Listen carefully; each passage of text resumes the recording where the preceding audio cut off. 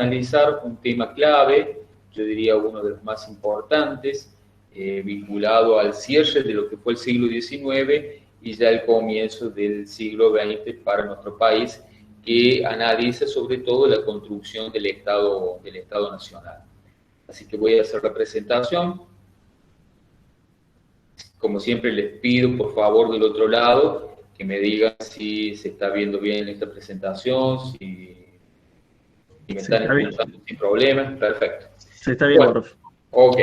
Bueno, vamos a avanzar ya sobre el periodo posterior a lo que fue la famosa batalla de Pavón, que nosotros en clases pasadas hemos estado trabajando.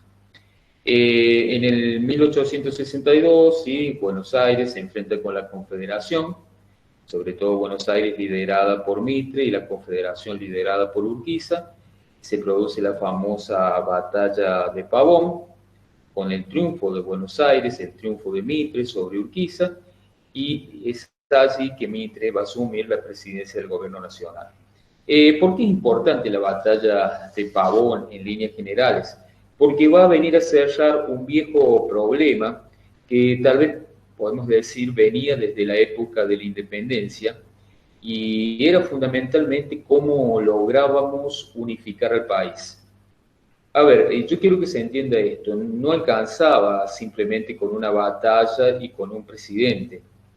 Había, en cierta manera, cuestiones más importantes a solucionar. Sobre todo, una cuestión que implicaba directamente a Buenos Aires y que fue motivo de disputas y de confrontaciones durante muchísimo tiempo, que no fue otra cosa que el tema de la plata, el tema de la aduana, ¿sí? ¿Quién se quedaba, en definitiva, con el dinero de la aduana? Esto, en líneas generales, fue, podemos decir, el nudo del conflicto durante todo el periodo que hemos estado observando anteriormente, ¿sí? ¿Qué hacemos con esa plata? Y, sobre todo, ¿qué hacemos con lo que se llamó en su momento la libre navegabilidad de los ríos, ¿sí? Toda esta cuestión que llevaba por sí mucha confrontación de décadas anteriores, eran cuestiones que había que saldar, eran cuestiones a resolver. Vamos a ver que en este marco ya de organización nacional a partir de Mitre, siguen existiendo viejos resabios, podemos decir, de resistencias a la organización nacional. Esa resistencia va a estar dada por el tema de los caudillos provinciales. En líneas generales, el triunfo de Mitre en Pavón es un primer intento o el primer paso, para ser más preciso, a la unificación nacional. Pero esa unificación nacional no va a estar exento de conflictos. Los caudillos provinciales se van a resistir a esta organización. ¿Por qué? Porque van a entender que si se daba una organización nacional, iba a terminar imponiéndose un modelo, podemos decir, económico liberal, en donde principalmente el territorio que se iba a beneficiar iba a ser Buenos Aires. Y esto iba a llevar a que aquellos pequeños desarrollos industriales, o podemos decir talleres que se habían montado en el interior del país, terminaran poco a poco destruyéndose o desapareciendo, que fue en definitiva algunas de las cuestiones que terminaron sucediendo, ¿sí? Un modelo económico que va a intentar de alguna manera basarse en la exportación de materias primas, la adquisición de productos manufacturados fundamentalmente de Europa, y esto, como yo les decía, los caudillos del interior y que no estaban para nada errados, iba a terminar destruyendo esas iniciativas a nivel regional de talleres que hoy podríamos hablar de una proto-industrialización, si ustedes quieren. Un segundo punto era el tema de los autonomistas de Buenos Aires, que esta gente quería, sobre todo en el marco de Alsina, quería que Buenos Aires se terminara separando del resto del país. y que fuera un Estado por sí solo, ¿sí? Como un pequeño Estado nacional, que hoy podríamos decir a imagen, por ejemplo, de lo que es el Uruguay, un Estado nacional que se manejara a sí mismo y cuyo ingreso aduanero sencillamente se utilizara para el bienestar de ese territorio. O sea, con esto, ¿qué quiero decir? Que los autonomistas, sobre todo, querían que Buenos Aires mantuviera esa autonomía porque no estaban dispuestos a repartir el dinero que le entraba por la aduana. En 1880, el movimiento autonomista porteño va a ser derrotado por Carlos Tejedor, que lleva adelante la propuesta de autonomía de Buenos Aires. Acá la disputa era por tratar de definir un territorio dentro de lo que era la provincia de Buenos Aires que se convirtiera en capital federal. Y es así que, bueno, ya para esta fecha surge la capital federal, donde se van a ir concentrando todas las actividades de carácter administrativo y por donde van a pasar todas las decisiones a nivel económico, sobre todo que yo les estaba mencionando de la necesidad de repartir sobre todo los ingresos de la aduana. Una cuestión importante que yo acá no he marcado, pero que le hemos venido trabajando en las clases anteriores, era que ya para esta época, estamos aproximadamente en 1862, ya el territorio nacional, ya nuestro territorio se llamaba República Federal Argentina, sencillamente porque habíamos logrado llevar adelante la sanción de una constitución, que era la Constitución de 1853, con sus posteriores reformas, con la incorporación de Buenos Aires, y que permitía en ese momento darle, yo diría, un orden jurídico institucional a todo el territorio nacional. Entonces, ya con un orden jurídico institucional, con un sistema planteado desde la lógica del republicanismo, con la famosa división de poderes, daría inicio en nuestro territorio a lo que se llamaron las presidencias fundacionales de la nueva Argentina, o de la Argentina, ¿sí? Estas presidencias tienen, yo diría, a 3 hombres como estandartes de ese inicio de lo que es la organización nacional. Uno de ellos va a ser Bartolomé Mitre, que va a estar en la presidencia del 62 al 68. Otro de esos hombres va a ser Domingo Faustino Sarmiento, que va a estar del 68 al 74. Y otro de esos hombres va a ser Nicolás Avellaneda, que va a estar del 74 al 80. Como les digo, son los llamados padres fundacionales de la nueva Argentina, ¿no? Yo no me voy a detener en el ejercicio de gobierno de cada uno de estos presidentes, porque obviamente no dispongo del tiempo, ni tampoco es la lógica de la materia hacer una linealidad en cuanto al ejercicio de la función que cada uno llevó adelante, sino que la idea es hablar yo diría, de manera muy general acerca del principal accionar que llevaron adelante durante toda esta etapa, que va del 62 hasta el 80. Ustedes dirán, ¿y por qué tomo como base el 80? Porque ya a partir de 1880 comienza otra etapa en lo que es la estructura organizativa de nuestro Estado Nacional, con esa famosa generación del 80 y la presidencia de Julio Argentino Roca. Bueno, no me quiero adelantar, vamos avanzando de a poquito en esto que les estoy planteando. Uno de los primeros objetivos que se van a fijar estas primeras 3 presidencias que van a estar manejando el territorio nacional desde el 62 al 80 es tratar de imponer la autoridad central, ¿sí? Sobre todo en esa idea de imponer la autoridad central, estoy hablando de que la figura del presidente fuera respetada a lo largo y a lo ancho de todo el territorio. Y esa, de alguna manera, era la forma para poder asegurar la construcción del Estado Nacional. En definitiva, para que ustedes me entiendan, el que manda debe ser respetado por todos. Y para eso se va a valer yo diría, del uso de la fuerza, del uso del ejército y de ciertas instituciones que están dentro del Estado Nacional ya para ese momento. Un segundo punto, y que era un punto yo diría muy discutible y que hemos estado viendo que generó graves conflictos, por lo menos en el último periodo que nosotros estuvimos trabajando, fue el tema de la nacionalización de la aduana. En definitiva, ese dinero que ingresaba por la aduana a partir del puerto de Buenos Aires, ¿para quién iba a quedar? Si iba a ser un dinero que iba a manejar solo Buenos Aires, y ustedes ya vieron que no, o sea que a partir de la Constitución del 53, ese dinero que ingresaba al territorio nacional debía ser repartido de forma equitativa según las necesidades de cada región,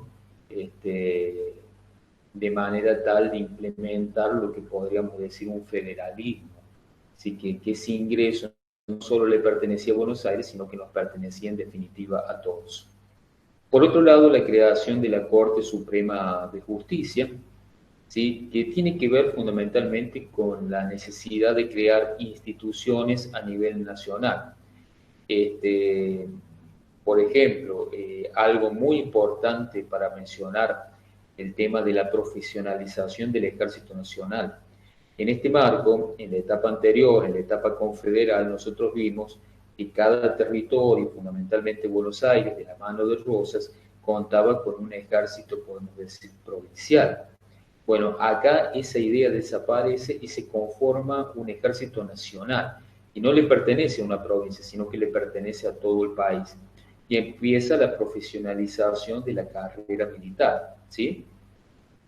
Por otro lado, y algo que yo voy a avanzar más adelante, es el tema de la guerra contra el Paraguay, o la llamada guerra de la Triple Alianza, donde va a participar Argentina, Uruguay y Brasil contra Paraguay. No quiero avanzar mucho porque ya lo vamos a ver con detenimiento, pero las consecuencias de esa guerra van a ser terribles para el Paraguay, que va a quedar completamente devastado. De ser una de las naciones más prometedoras de la América del Sur, queda después de esa guerra totalmente destruido, prácticamente podemos decir su sistema económico queda devastado, pierde territorio, pero no me quiero detener mucho ahí porque ya lo vamos a ver cuando vayamos avanzando en las líneas. Por otro lado, la importancia de la extensión de la red ferroviaria. La idea de extender el ferrocarril, de que el ferrocarril cubriera ciertas regiones del territorio nacional, también yo diría era muy importante. No solamente que la red se extendiera hacia la zona, podemos decir, productiva de la región de la Pampa Húmeda y que tuviera contacto con el puerto, sino que esa red pudiera llegar a otros rincones del territorio nacional, de manera tal de vincular las diferentes regiones y permitir con eso el contacto, el transporte de mercancías y que regiones que estaban muy distantes pudieran tener un medio de comunicación que las acercara. Otro tema era la promoción de la inmigración, o sea, traer inmigrantes, fundamentalmente de origen europeo, a nuestro territorio. Si bien no teníamos una importante población para el territorio que poseemos, hasta el día de hoy, Argentina no tiene una población que se equipare con su territorio. Nosotros vemos que los grandes núcleos poblacionales están de alguna manera concentrados en las grandes provincias como Buenos Aires, Santa Fe o Córdoba.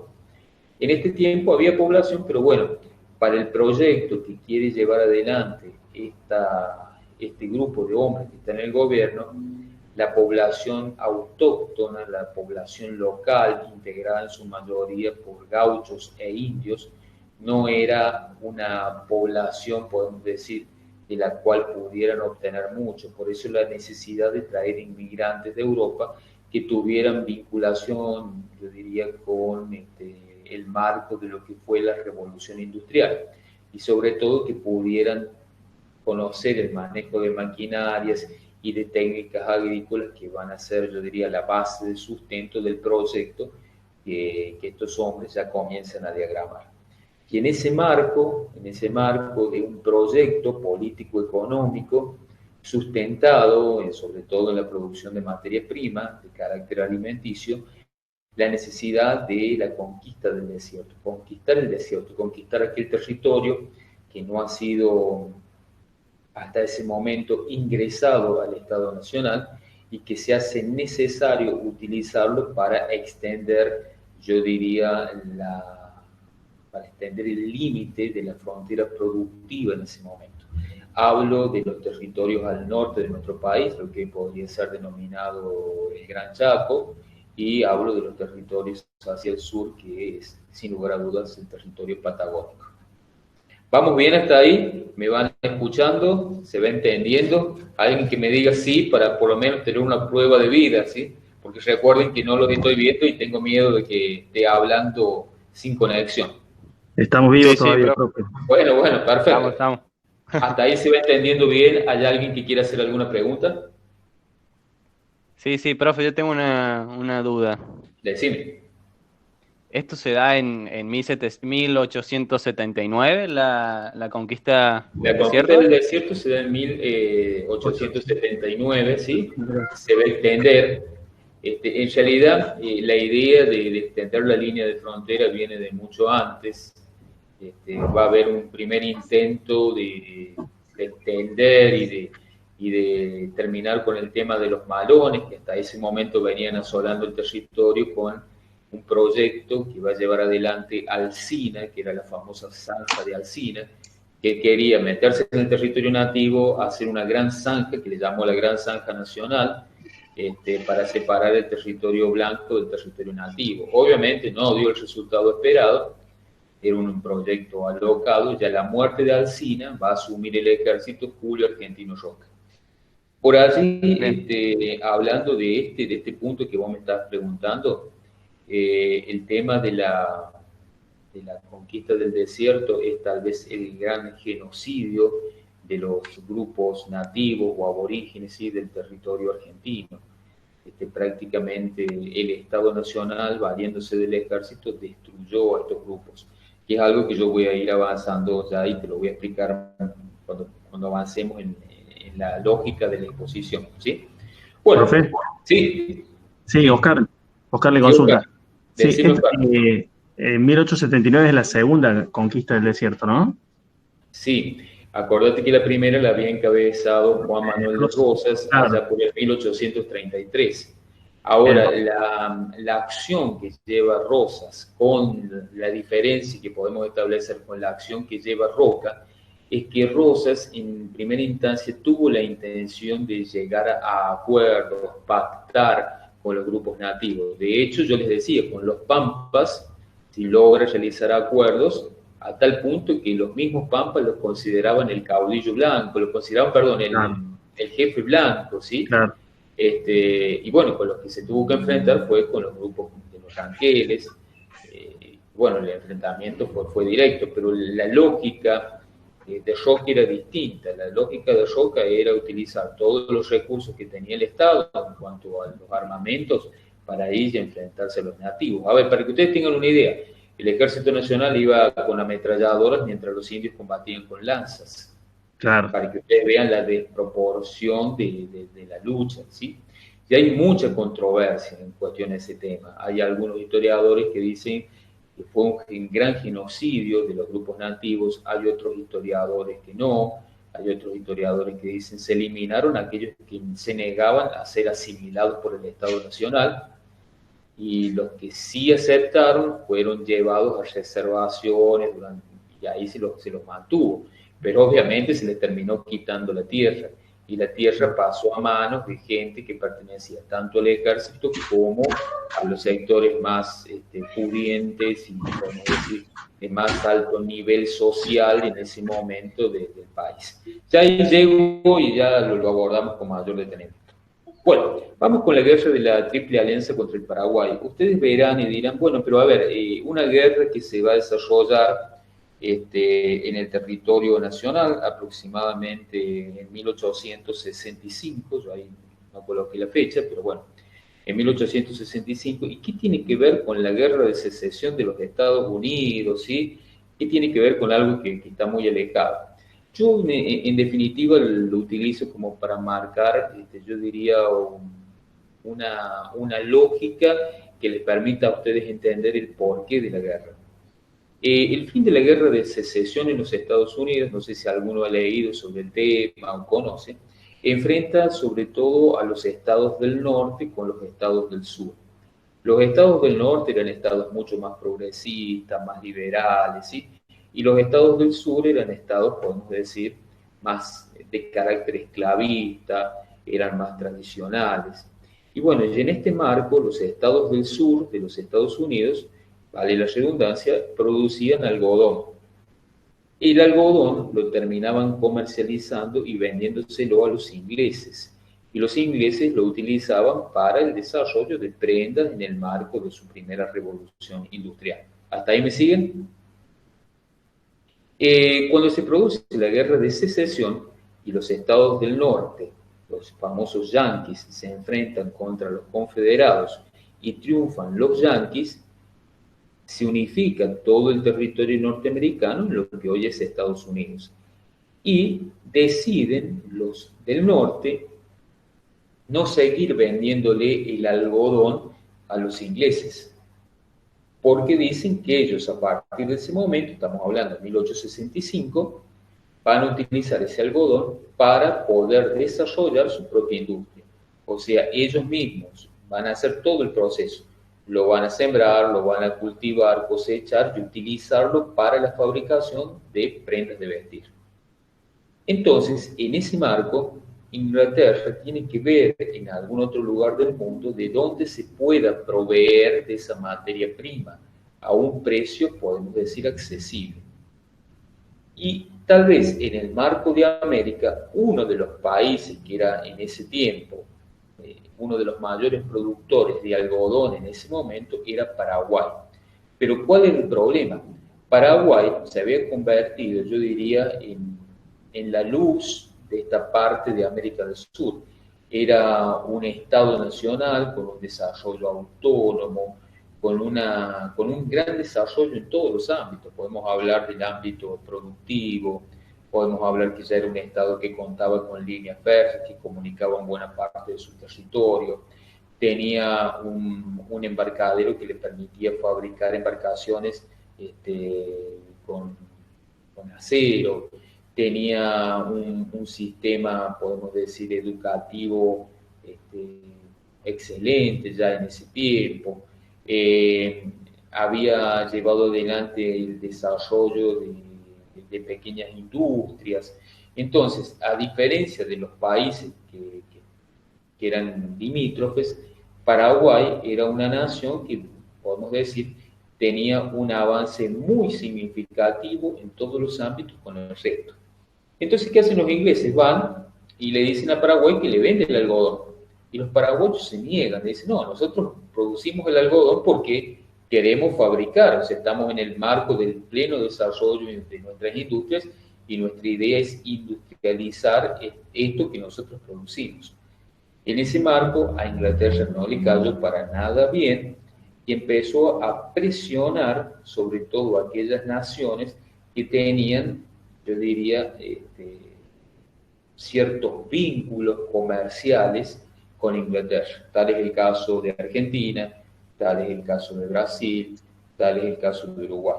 O sea, para que ustedes me entiendan, aquellas naciones que habían tenido algún vínculo económico con Inglaterra, en el caso nuestro los famosos empréstitos, porque ya nuestra economía es como que se va a relacionar mucho con la economía inglesa, bueno, nos presionan para tratar de ir contra el Paraguay, tratar de que Paraguay... Sí, decime. Tengo una consulta, si Paraguay ya tenía ferrocarriles, Sí. porque ya estaba en contacto comercial con Inglaterra. Ellos habían comprado, tenían la intención de líneas férreas. Lo que no querían hacer era venderles el algodón a los ingleses. Claro, porque claro. ellos habían decidido llevar adelante un proyecto industrial similar al que estaban haciendo los Estados Unidos. Claro. Entonces, Inglaterra presionó a las naciones vecinas, a Argentina, a Brasil, a Uruguay, que eran naciones cuyas economías estaban de alguna manera atadas a Inglaterra. Recuerda que en el caso de Argentina, nosotros les debíamos plata a los ingleses por los empréstitos contraídos. Entonces, Claro. presionaron a estas naciones para que se enfrentaran con el Paraguay y tratar de destruir este enorme avance que Paraguay había llevado adelante en todos los ámbitos. Es así que se va a formar una coalición entre Argentina, Brasil y Uruguay. O sea, si ustedes lo leen en los libros, van a analizar, yo diría, que el problema comienza por cuestiones políticas, ¿sí? Entre algunos bandos, sobre todo blanco-colorado, si la memoria no me falla, en donde el presidente de Paraguay va a apoyar a un bando uruguayo, después cuando ese grupo pierde, obviamente van en contra del presidente del Paraguay, y es el motivo que aprovechan estas naciones y vecinas para enfrentarse con el Paraguay. En definitiva, los tres ejércitos lo terminan enfrentando, lo terminan destruyendo, una guerra que duró aproximadamente 5 años, o sea, una guerra bastante extensa.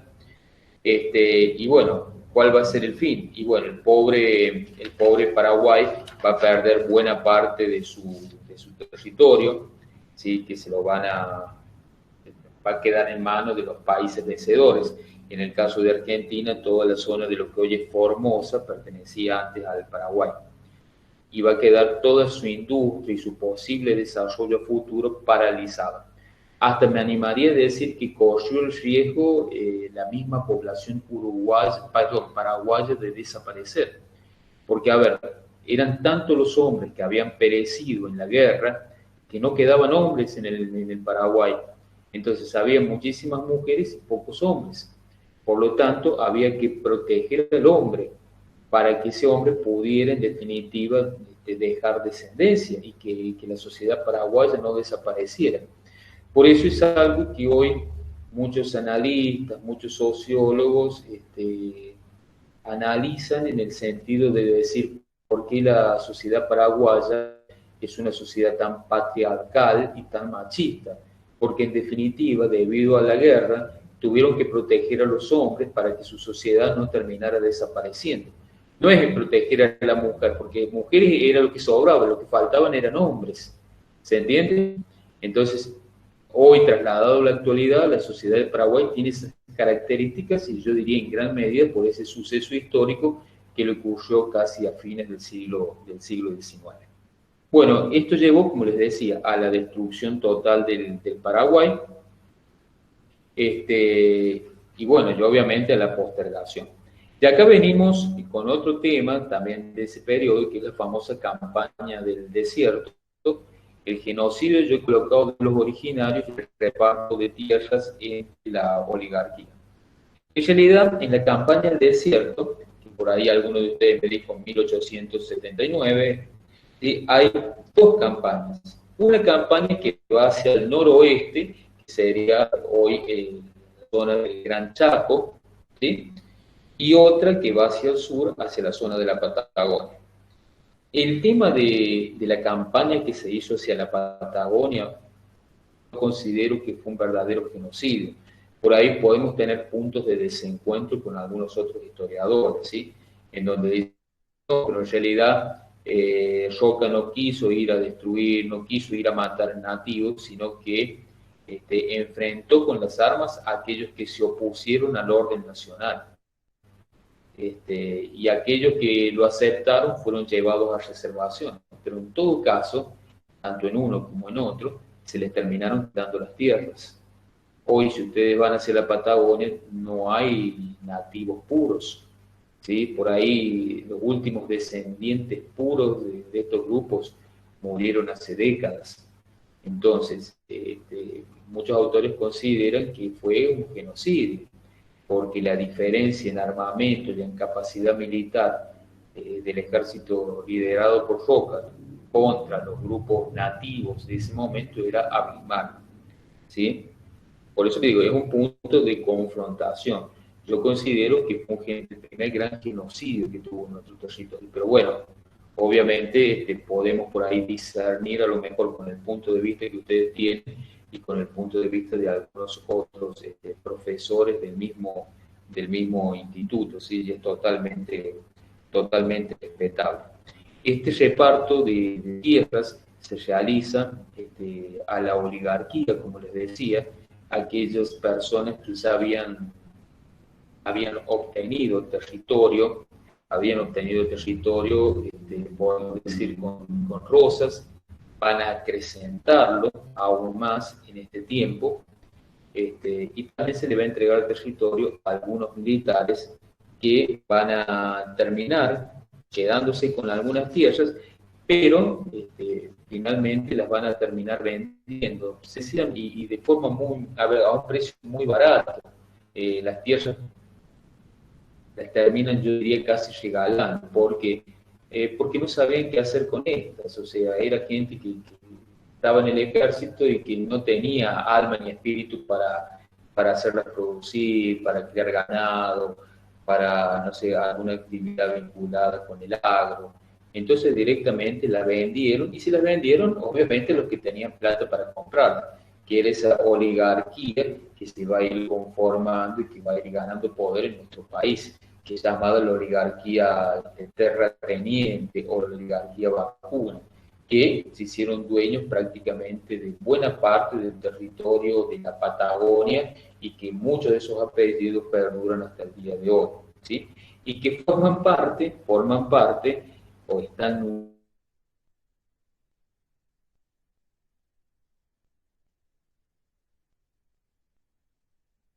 A ver, y otra cosa que quiero aclarar, porque si no se me va a ir y no la voy a mencionar. Generalmente cuando se habla de la conquista del desierto, y uno hace esta pregunta en el examen, muchos alumnos responden: la conquista del desierto fue protagonizada por Roca. Y está mal. La conquista del desierto fue protagonizada por el Estado Nacional. Vuelvo a repetir, por el Estado Nacional. Porque ese territorio se tenía que incorporar al resto de los territorios, porque estaba enmarcado dentro de un gran proyecto político-económico que esos primeros 3 hombres que van a estar en el gobierno quieren llevar adelante, que no es otro que el proyecto agroexportador. Había que integrar estos territorios para volcarlos a la actividad productiva. Entonces, el Estado Nacional usa el brazo armado. El brazo armado era el Ejército Nacional, que en ese momento estaba comandado por Roca, ¿sí? Por eso lo quiero dejar bien claro. La conquista del desierto no fue llevada adelante por Roca, sino que fue llevada adelante por el Estado Nacional, ejecutada por el ejército que comandaba Roca. ¿Se entiende del otro lado? ¿Se entiende lo que explico? Sí, profe. Sí, lo Bien, dijo en bien. la otra clase, profe. Perfecto. Sí, Vamos sí. con el Sí, tema sí. de la política educativa. Y acá yo diría, tiene una importancia cabal lo que les voy a mencionar. En un primer punto, la creación de colegios nacionales. Si un país quiere llevar adelante un proyecto político-económico como el que intentaban diagramar estos 3 hombres, Mitre, Sarmiento y Urdaneta, no lo podíamos hacer con más del 80% de nuestra población que no sabía leer ni escribir. Entonces, la necesidad de implementar una política educativa, la creación de colegios nacionales, ¿sí? La formación de maestras, que era clave para que, obviamente, aquellos colegios que se crearan en el interior del país tuvieran un maestro al frente. ¿De qué vale crear toda la infraestructura si de repente no está el capital humano como para poder enseñar? El estímulo a la creación de bibliotecas populares, porque, a ver, en ese tiempo el libro, se consideraba que el libro traía por sí el conocimiento, ¿sí? Si existía la posibilidad de crear bibliotecas que tuvieran muchos volúmenes de libros, el libro contenía la información, contenía el conocimiento.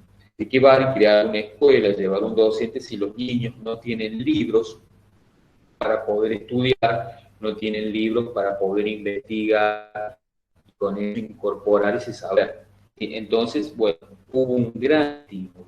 No hablo todavía de la famosa ley 1420, ¿sí? Porque la ley 1420 va a ver a la luz, yo diría ya con la generación del 80. Pero bueno, comienza a plantearse esta idea de la alfabetización, comienza a plantearse la necesidad de ir derrotando yo diría, el Profe, analfabetismo, de ir educando sobre todo a aquellos sectores que no habían recibido instrucción.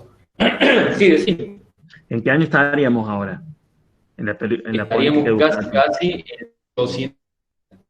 casi en 1880, así, haciendo un cierre así muy general. Estaríamos en el marco de casi finales del 80.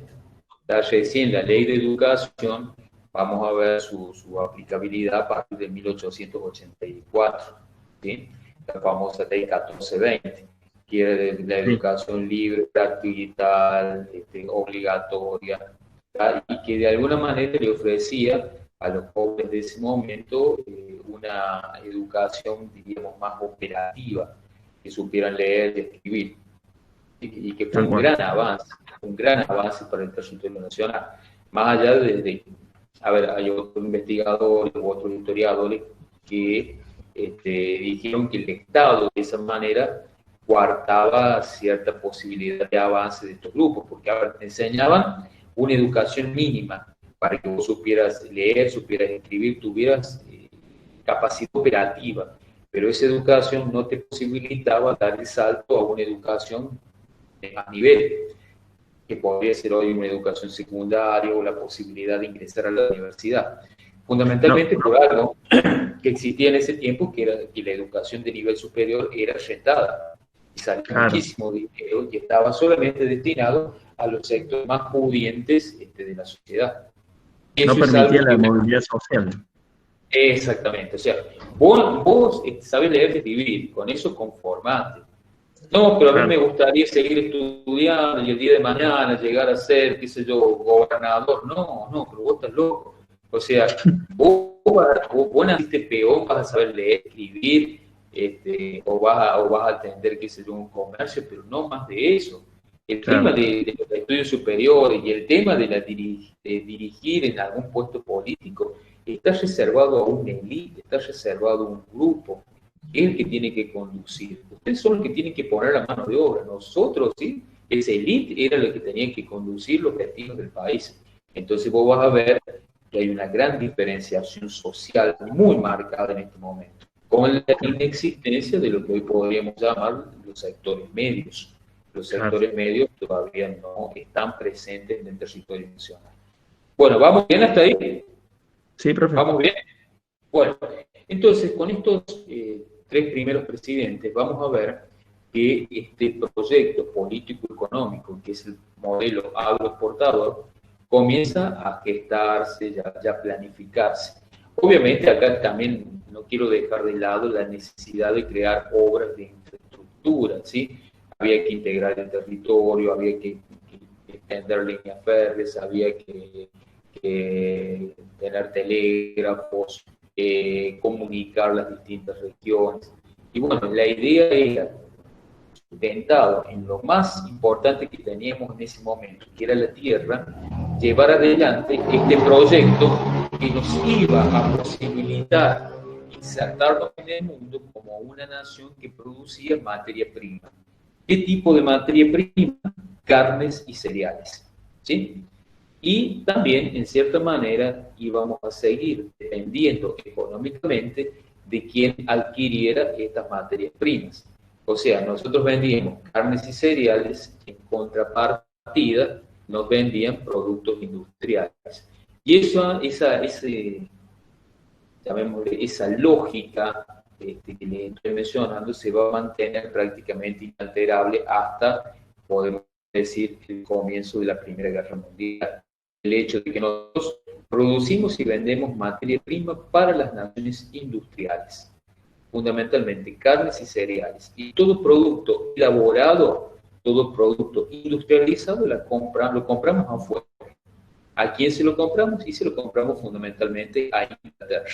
Entonces vamos a ver cómo ya a partir de 1880 comienza a pasarse, yo diría, ese vínculo que va a tener Argentina con Inglaterra y que se va a profundizar, yo diría, en las primeras décadas del siglo XX. Me atrevería a decir prácticamente hasta la década del 40. ¿Sí? Tal vez un poquito antes del 40. Vamos a Profe, hablar del 30. sí, sí, te escucho. Sí, hay una cierta analogía con el modelo de hoy. Totalmente, y está muy buena la pregunta, lo que vos me decís. Todavía al día de hoy, Argentina tiene, podemos decir, su modelo económico sigue siendo el modelo agroexportador. No hemos podido el salto cualitativo a convertirnos en una nación industrial. El Producto Bruto Interno mayor que obtiene nuestro país proviene de la venta de sus carnes y de sus cereales al mundo. Si a Claro. nosotros, si mundialmente a ver, el precio de la carne va o, a ver, o hay una relación al valor que tiene determinado cereal, eso nos perjudica totalmente porque seguimos siendo un país dependiente del valor que tienen nuestros productos en el mercado internacional. Alguien del otro lado me puede decir, pero profe, ¿no tenemos industrias? Sí, tenemos industrias, pero las industrias no generan el producto bruto que genera el campo. Claro. ¿Sí?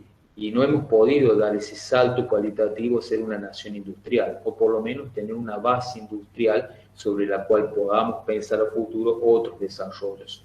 A diferencia, por ejemplo, de lo que ha hecho Brasil. Brasil sí lo ha logrado, en nuestro caso no. Por eso tenemos tantos problemas. ¿Sí? Sumó Dentro toda de la uno industria de de los que puedo Argentina. mencionar. No te escuché, perdóname. Sí, que a Brasil sumó gran parte de la industria de Argentina. Sí, totalmente. Y en el marco de crisis, obviamente, muchísimas industrias ya desde antes de la pandemia venían yéndose del país y se iban, obviamente, a otros lugares donde no solamente se le diera mayor rédito económico, tuviera mayor ganancia, sino fundamentalmente el tema de la seguridad que hoy no le está ofreciendo nuestro país, ¿sí? Y es un Claro. tema para discutir profundamente. Bueno, seguimos. El modelo exportador, nosotros podemos decir que empieza a tener una consolidación a partir ya de 1880 con el gobierno de don Julio Argentino Roca. Yo acá he dividido como en tres grandes sectores el modelo y voy a tratar de explicarlo de una manera sencilla para que ustedes lo entiendan. Podemos hablar de tres ámbitos: el ámbito político, el ámbito económico y sobre todo el marco social. En el ámbito económico, la idea del modelo agroexportador estaba de alguna manera determinado por la División Internacional del Trabajo, que va a determinar en ese momento las relaciones entre los países ricos y aquellos países que pueden de alguna manera proveerlos de materia prima, ¿sí? A partir del intercambio. Por eso yo digo que este modelo agroexportador se inserta en lo que es la División Internacional del Trabajo, en esto donde tienen una importancia clave estos tres elementos que yo les estoy marcando: la tierra, el capital y el trabajo. ¿Sí? La tierra nosotros estuvimos analizando que es tal vez el bien más importante que tenía nuestro territorio para ese momento. Ya para el 53 tenemos algo clave que es la base política e institucional sobre la cual se va conformando el Estado-Nación. Ya habían terminado esas luchas intestinas entre unitarios y federales, y de alguna manera ese orden jurídico institucional, ya con estos tres presidentes, Mitre, Sarmiento y Avellaneda, va como consolidándose y permite al país insertarse como a partir de este modelo como un país que puede proveer al mercado mundial de algo que era la carne y el cereal. Yo diría, le puede proveer de materias primas a partir de lo que sería la actividad de especialización. Y esto de alguna manera, porque Argentina, sobre todo en la zona de la Pampa húmeda, tiene muchísimas ventajas comparativas en relación a otras regiones de nuestro país y a otras regiones del mundo. ¿Sí? Entonces, esa posibilidad de especializarse en la producción de carnes y cereales nos dio como algo, yo diría, ventajoso en relación a otros lugares del mundo. Pero a ver, para que esas riquezas provenientes, obviamente, de aprovechar esta ventaja que nos ofrecía la tierra, fuera posible, había que suplir algunas carencias que yo diría eran básicas. Sobre todo, yo voy acá a mencionar a dos. El tema del capital. Cuando hablo del capital estoy hablando de la necesidad de inversión por parte de inversionistas, sobre todo extranjeros, y el tema del trabajo, que tiene que ver fundamentalmente con el hecho de la mano de obra. Para esto que yo estoy marcándoles ahí, la tierra vinculada con el capital y el trabajo, era clave lo que estuvimos comentando hace un rato, ¿sí? Expandir la frontera agropecuaria, sobre todo resolviendo algunos problemas que nosotros vimos, la incorporación de tierras y la unificación del mercado interno. Bueno, la incorporación de tierras la van a hacer a través de la conquista del desierto, y la unificación del mercado interno a partir de fuertes inversiones que se van a hacer en la zona de la Pampa Húmeda, sobre todo de capitales ingleses. Esto va a ser de alguna manera el marco definitorio del modelo agroexportador, ¿sí? Y que en cierta forma, esto que yo estoy mostrándoles va a estar de la mano de la definición también de un sistema político que hace a lo que nosotros podemos llamar la Argentina moderna. Con la entrada de Julio Argentino Roca a la presidencia en 1880, se marca este lineamiento y el surgimiento de lo que podría decir el régimen político oligárquico conservador, a partir de la irrupción en el campo político del único partido existente durante todo el periodo. Si yo hablo de todo el periodo, estoy hablando de todas las últimas décadas del siglo XIX, ¿sí? Comienzos del XX, que fue el Partido Autonomista Nacional, que era un partido liderado por personas que pertenecían a esa élite social, a esa élite oligárquica, a ese grupo privilegiado que era el que de alguna manera tenía la responsabilidad de llevar la conducción de la nación. Un sistema político que está muy vinculado al fraude electoral, que está vinculado al clientelismo, que está vinculado a todo tipo de prácticas corruptivas que solamente terminaban beneficiando a un grupo y perjudicando a muchos, ¿sí? Y acá, a ver, el principal factor productivo de este momento, sin lugar a dudas, es la tierra. Recuerdo cuando nosotros estábamos hablando en una de las últimas clases de la importancia que va a cobrar a nivel económico el primer, yo diría, sistema productivo, y yo les hablaba de la estancia. Bueno, acá nosotros vamos a ver una diversificación de la producción a partir de la yo diría, aparición, ¿sí?, de lo que se denominó la estancia mixta. Estancia mixta, ¿por qué? Porque no solamente se va a crear en este momento ganado vacuno y ganado ovino, que va a permitir la obtención de materias primas que se van a comercializar en un mercado internacional. A ver, estamos en 1880 y quiero ser muy claro con esto. En las estancias normalmente se trabajaba con la producción de ganado ovino y ganado vacuno. El ganado vacuno fundamentalmente se extraían, como yo les decía, el cuero, las astas, podemos decir el cebo, pero la carne no se utilizaba porque la carne de los animales vacunos eran de muy mala calidad y obviamente no apetecían al gusto europeo. Lo que sí se producía para la alimentación era la carne de oveja, era la oveja, el ganado ovino. El ovino sí se exportaba porque se podía exportar en pie, eran animales más pequeños, de menor volumen, y aparte ofrecía un subproducto que era la lana. Yo les decía en las clases pasadas la incorporación de una de las razas, que era la raza merino. Entonces, a partir ya de 1880 vamos a ver la estancia, se le van a incorporar otros elementos, y este elemento va a tener que ver con el tema de la agricultura. Y es a partir de ahí que se va a empezar a hablar de la estancia mixta, ¿sí? Dentro de la estancia se producen, podemos decir, todo lo vinculado al tema ganadero, ¿sí? Y por otro lado se va a incorporar la producción sobre todo de cereales, que va a ser clave o va a ser destinada al mercado internacional. ¿Sí? ¿Vamos hasta ahí?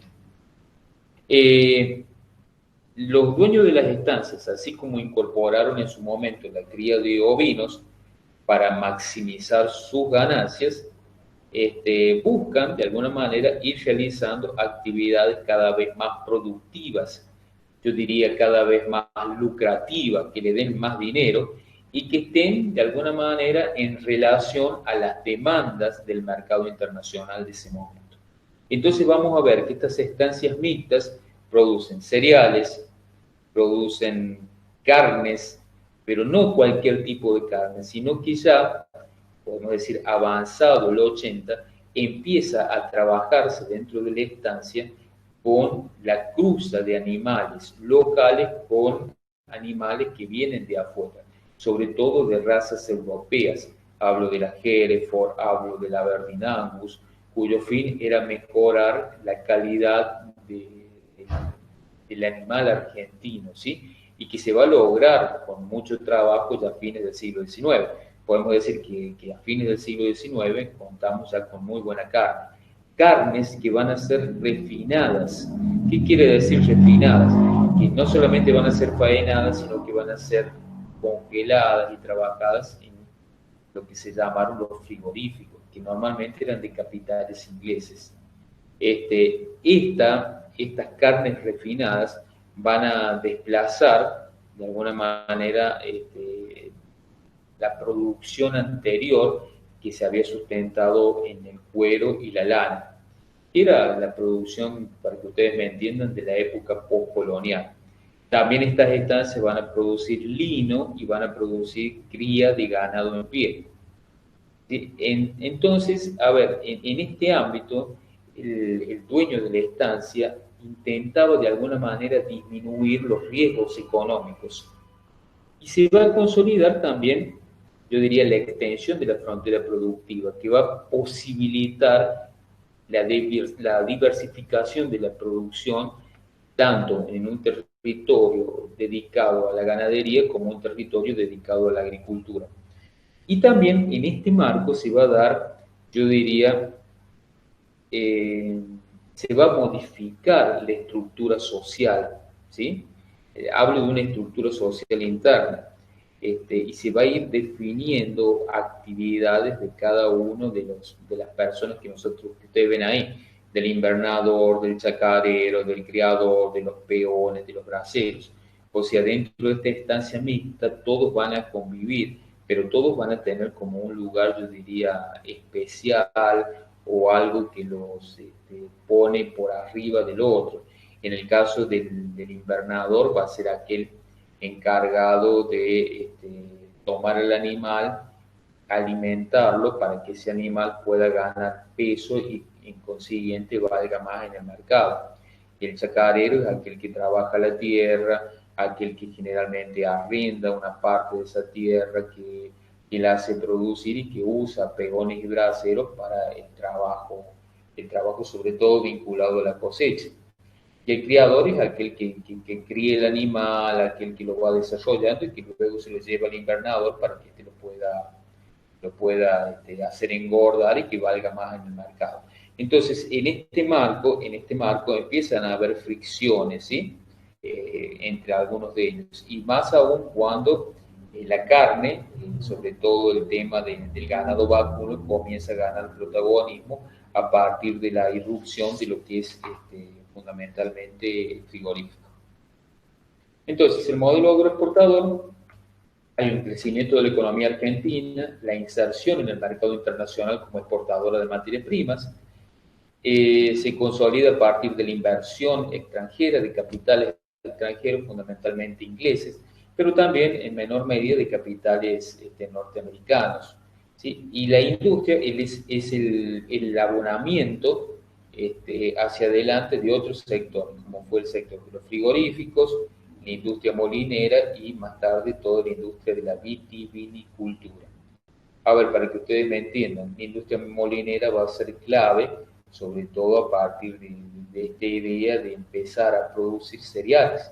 Porque recuerden, yo en algún momento les había dicho que para obtener la harina, nosotros la comprábamos a Brasil.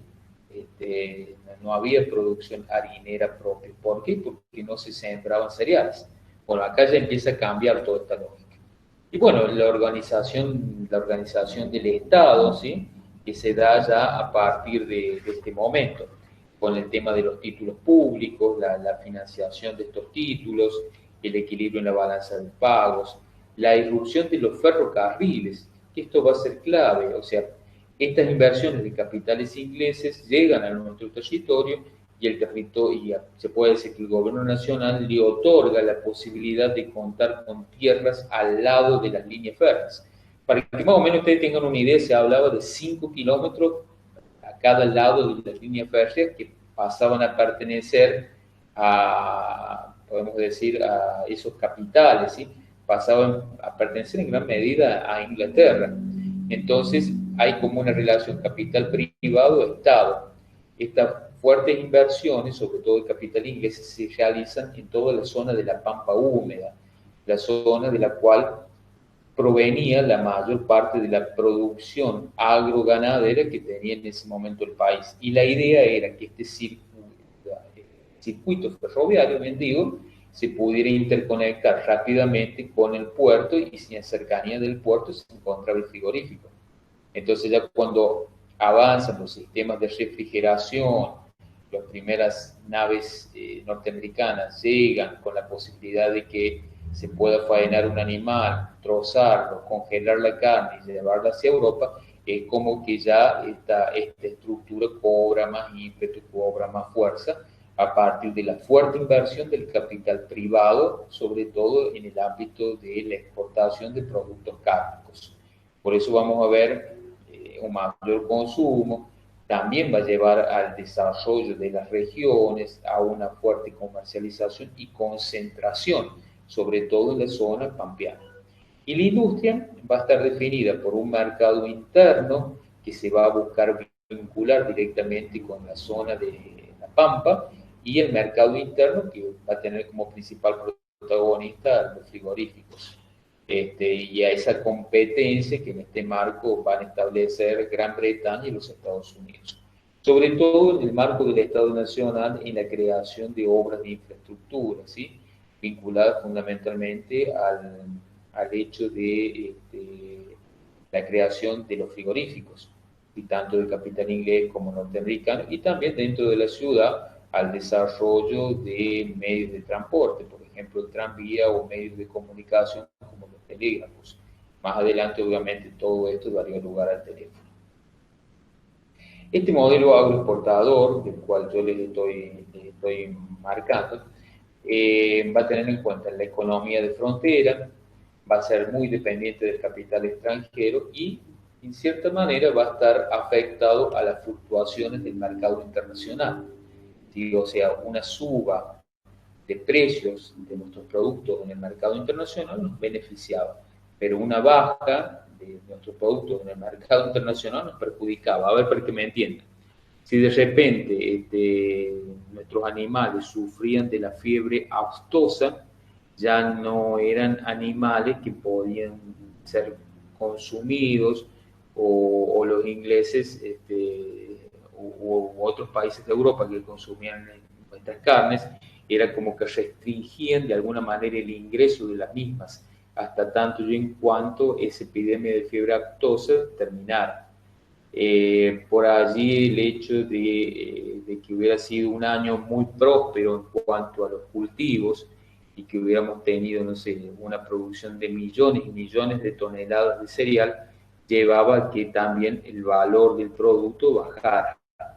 Entonces, a ver, estábamos como, yo diría, sometidos a la economía inglesa fundamentalmente, o con mucho vínculo a la economía inglesa, pero también nos afectaban las fluctuaciones del mercado internacional. En un momento en donde, a ver, las leyes del mercado, o sea, lo que regula la oferta y la demanda, como decían los economistas del periodo, estaba de alguna manera manejado por una mano invisible, ¿sí?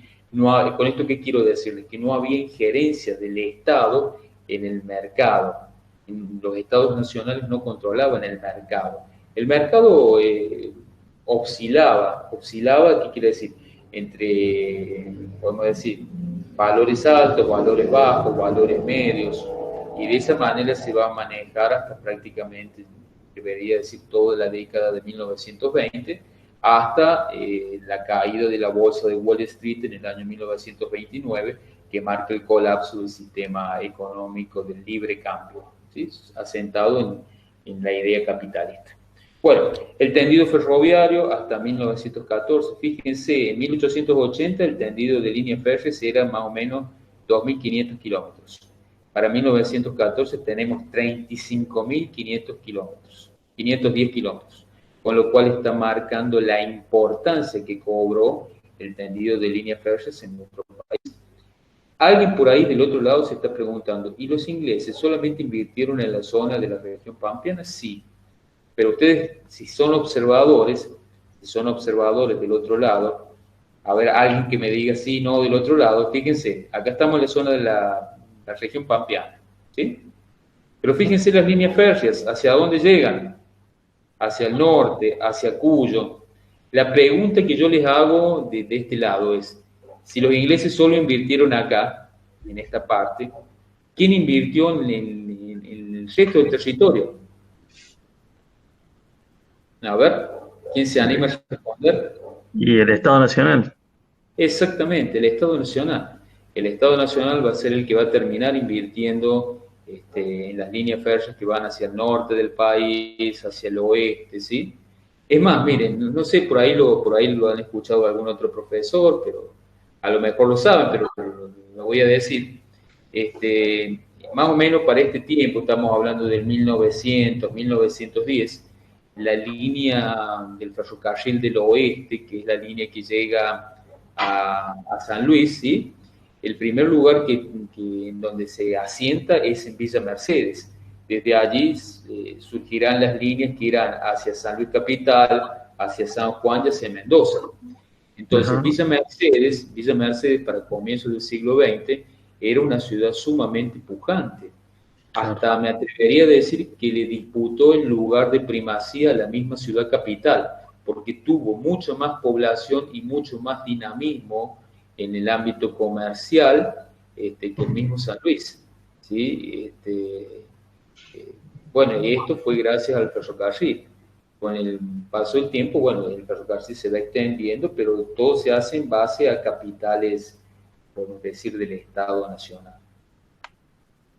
Bueno, y acá está el boom exportador, ¿sí? La protección arancelaria, el aumento de la demanda, la región pampeana, la urbanización, el consumo, la masificación de la secularización del espacio, y este efecto multiplicador se va extendiendo a otras regiones como el norte, Cuyo, perdón, con la producción vitivinícola, el norte con el tema del azúcar, y el interior sobre todo con una producción más de carácter artesanal. O sea que todo lo que implicó el boom exportador de la región pampeana luego como que se va trasladando hacia lo que es hacia otras regiones del país. Por eso hablamos de un impacto diferenciado, ¿sí? En Cuyo con el vino, en el norte con la producción de azúcar y en el interior con la producción artesanal. Con la única diferencia que la producción del interior, Cuyo, norte, ¿sí? Estaba pensado solamente para un mercado local, para un mercado interno, no estaba pensado para la exportación. Bueno, ya que hay gran tema, el tema de la inmigración, la necesidad de traer inmigrantes de Europa, pero no de cualquier lugar de Europa. Lo que quería Sarmiento era inmigrantes que fueran ingleses, que fueran alemanes, que fueran holandeses, porque consideraba que estas personas estaban en mejores condiciones intelectuales y que en realidad eran personas que ya tenían conocimiento y que estaban vinculadas con la revolución industrial, con el uso de maquinarias, con el trabajo de la tierra, a diferencia obviamente de los que vivían en nuestro territorio, en esa zona, que no era otro que el indio y el gaucho, que eran personajes para Sarmiento que había que hacer desaparecer. No por nada siempre marcaba esta dicotomía entre civilización y barbarie. Y bueno, estos inmigrantes, ¿sí? Va a haber grandes campañas por parte de Argentina en Europa para promocionar la posibilidad de que vinieran a nuestro territorio, que acá se les iba a brindar tierras, trabajo y la posibilidad de que sus familias tuvieran un mejor futuro.